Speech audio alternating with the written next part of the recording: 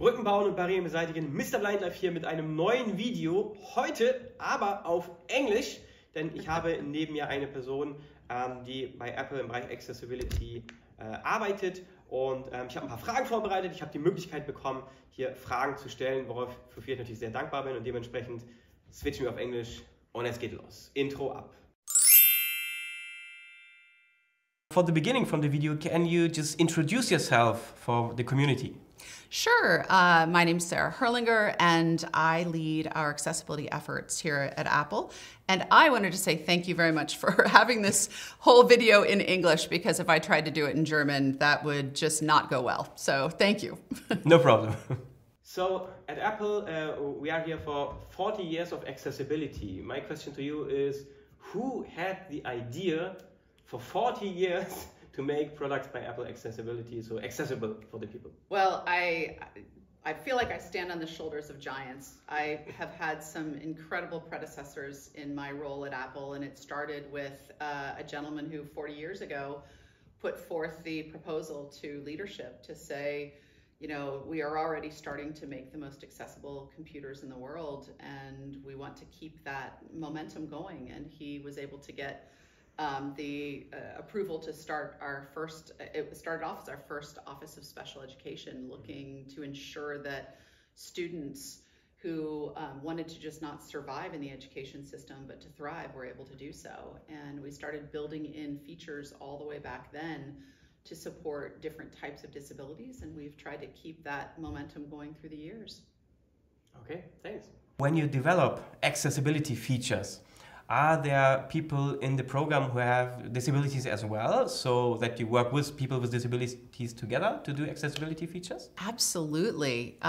You know, we believe very strongly in the disability mantra of nothing about us without us, and believe it's incredibly important to not build for a community, but to build with them. That starts with employing people with disabilities within our own ranks, whether that be within the accessibility department or throughout Apple.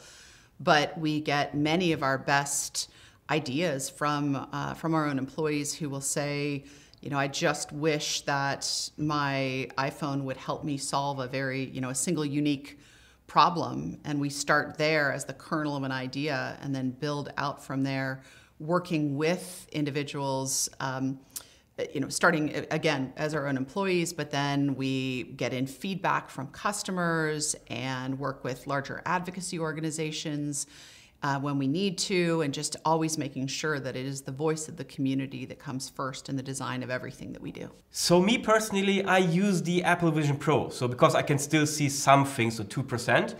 All of your products are accessible, but who had the idea to do the Apple Vision Pro accessible as well? So what is the idea behind it? Yeah, you know, a group effort on everything we do. So I think there's always someone, you know, at Apple everywhere who's saying, have we thought about the accessibility of this? And that's really one of the things I love about our work is, you know, accessibility is built deeply into our culture. And you know, people sometimes ask me, how big is your accessibility team? And my response is always, I think we're at about 170,000 employees at Apple, so my accessibility team is 170,000 people. When it comes to something like Apple Vision Pro, from the start, our team was brought in right at the beginning to really try and imagine how this new computing format could be accessible to all of our different communities. You know, we look at vision, hearing, physical motor, cognitive, and speech as all areas that we want to build features to support these communities. And, you know, we really started from the beginning to ensure that it would work for everyone. Perfect. I love it. I use it every day. So for me, good. thank you for your work.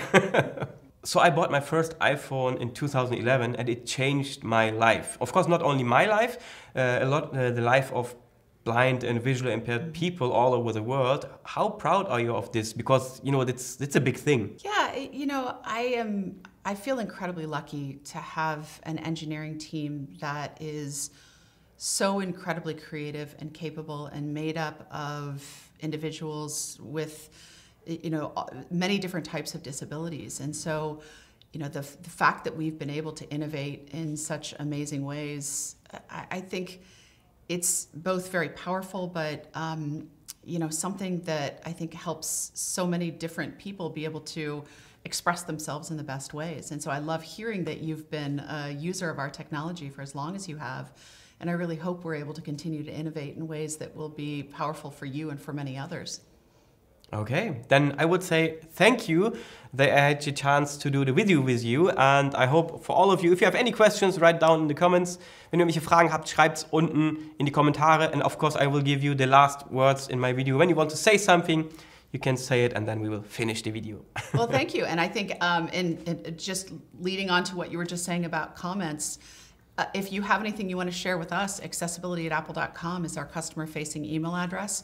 We love getting feedback from our customers, and please share with us how you're using our technology and ways that we might be able to help you more. Bye-bye. Bye-bye.